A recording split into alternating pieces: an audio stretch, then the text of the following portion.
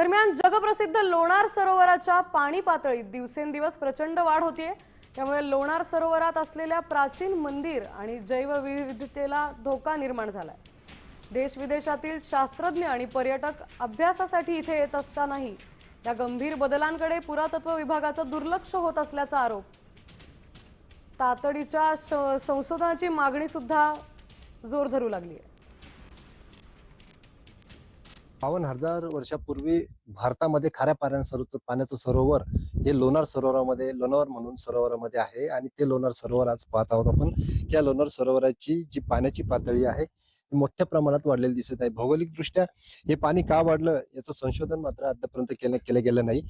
याकडे शास्त्रज्ञांनी पूर्णतः दुर्लक्ष केल्याचं दिसत आहे। अद्यापर्यंत कुठले शास्त्रज्ञ किंवा इथे संशोधन करण्याची टीम अद्यापर्यंत पोहोचली नाही। हे जे लोणार सरोवर आहे 52,000 वर्षापूर्वी उल्कापात मुळे झालेलं निर्माण झालेलं हे लोणार सरोवर असल्याचं म्हटलं जाते।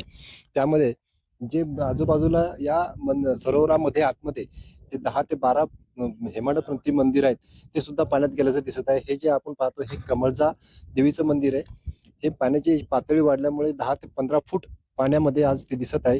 हे कधी नव्हत असं झालेली घटना आहे की मंदिर आज पाण्यामध्ये दिसत आहे। तिथे भाविकांची गर्दी होत असते पण अद्यापर्यंत ते पाण्याची पातळी का वाढली हे अद्यापर्यंत कुठे स्पष्ट झालेलं दिसत नाही। पार्थसह मी संजय जाधव, साम टीव्ही, बुलढाणा।